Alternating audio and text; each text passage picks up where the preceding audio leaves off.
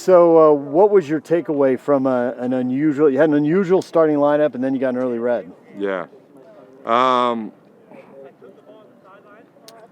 Yeah, it's hard to kind of take away. It's hard to assess the starting lineup because I think it takes time for the game to kind of find its form, and in 19 minutes, it's always going to be a dogfight at the beginning. It's two teams that have a lot of energy that want to get after it. So it's really hard to assess the starting group. But what I'll say after that is I think the guys did a really good job of minimizing chances from Dallas in the first half. And again, I think what reared its ugly head is our box defending. And just having looked at that again and reviewed it, is we have numbers up in the box. And so it's not a structural issue. It's an understanding of finding a man and staying with that man in that area. And again, we talk about zonal areas to find our shape, and then from there find a man. Because if you continue to stay in a zonal shape, it's the assumption that space scores goals. And space has never scored a goal ever in the history of the game, right? So it comes down to man. And so that's really the biggest disappointment. And again, we were numbers up. So even though we were man down in that game, in that play, we were numbers up. And then the second half, I thought it was again a real steely mindset, really committed group that was looking to find a way to get a goal. And at times we have to open ourselves up to do that. But I felt for large portions of that second half, you couldn't tell who was up a man and who was down a man. And that for me is a great foundation, again, to like when we're up a man, we got to play with that same type of intensity. So Pablo Ruiz, new position, new opportunity. What do you think he looked like? Yeah, again, I just don't think that the game gave us enough time to really assess that. And in the second half, we were going to go more direct. And so we don't want people coming to feet. We want to make the game hectic and angry and getting behind, and I think Wolfie did a good job of that. So unfortunately for Pablo, it's one of those situations that I would say it would be incomplete because there just wasn't enough time to see if the tactics would materialize.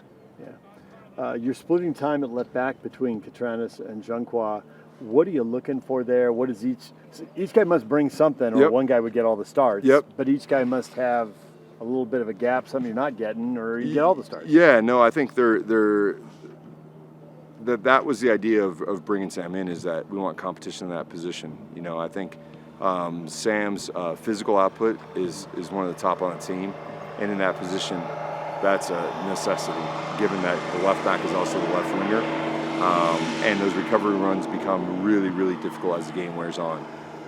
And so, again, he played well against Houston. I thought, he played well against this in this last game. But when Catranas came into the game, I thought he brought a lot of great fight, a lot of great mentality. Won his duels, put some good crosses in the box. So, I think for me, it's a position that's going to, be determined on form, and because we have two guys that are really competitive, two guys that are doing great, and so we'll see how we go this weekend. But again, I think both of them had a really good game at the weekend. Do the demands of that particular position, the way you ask it to be played, just really demand that it be split, whether it's 50-50, 60-40, 70-30 to be determined? But yeah, I think, again, looking at it last year, towards the end of the season, Alex wasn't even training midweek because we didn't have another option there. Yeah. And we were, and so we wanted to make sure that we learned from last year. But it is a position that we have one eye on that position. And I think in Houston, Sam did a good job, seeing it out. I think against Dallas at the weekend, he started to get a bit tired, and fresh legs were called upon. And so I think it's going to be more game to game, and the flow of the game and how much control of the game we have. Does Minnesota play a lot like they did last year when you saw them in the playoffs? Does this feel like a continuation of an old story? It does. They're a very direct team. They're a team that plays for knockdowns. They play for scraps in and around the box. Everything goes into the box. So nothing changes. I think for us on the offensive side is finding ways to get numerical superiority in very dangerous positions because what I always say to the group is, if a team wants to defend the box, let's make sure that they're defending the box, which is getting numbers in the box, creating good crossing opportunities, creating good combination opportunities at the top of the box. But really, it's a numbers game, and I think we got to find ways to be both safe in the counter, but also be determined to score goals. Emeka was an outside back when he came forward and scored in the playoff game in Minnesota. And then in Houston 2 weeks ago, he made a run and kid just kept pushing forward and combined with Diego and got the assist on the goal. So are you going to get Emeka back, and are you going to ask him to make those runs regardless of where you deploy him? Yeah, I think Emeka is still a question mark for the weekend.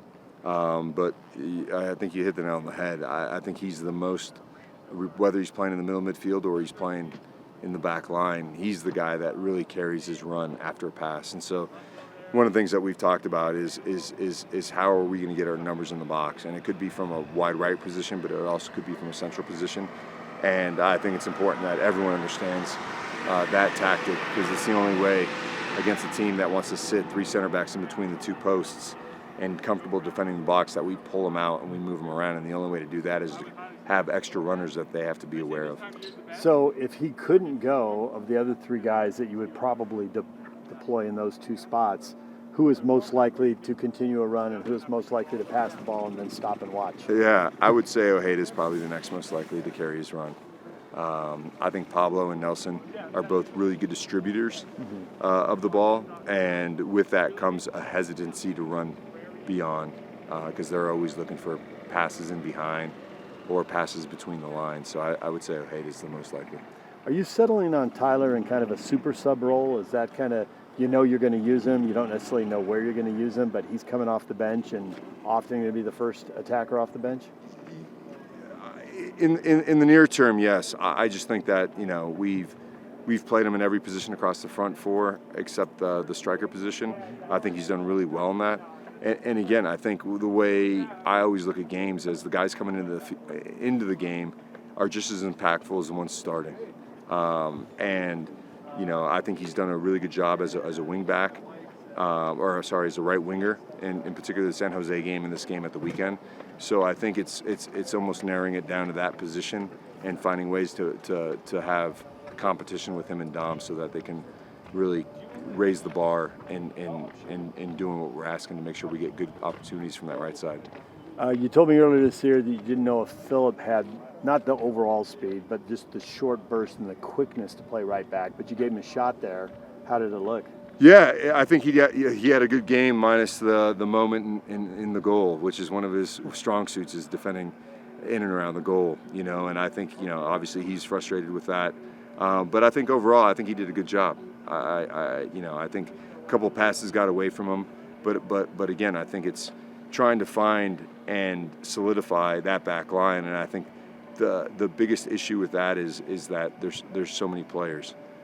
Typically, you have four guys that you go with that but because we have depth across that back line, if it doesn't look great in one game, you're always trying to find what the right formula is, and that's a blessing or a curse, because maybe giving them one more game would be the right response. But you have guys that are hungry and waiting for an opportunity, so it's almost like the next man up after a performance where we don't get the result.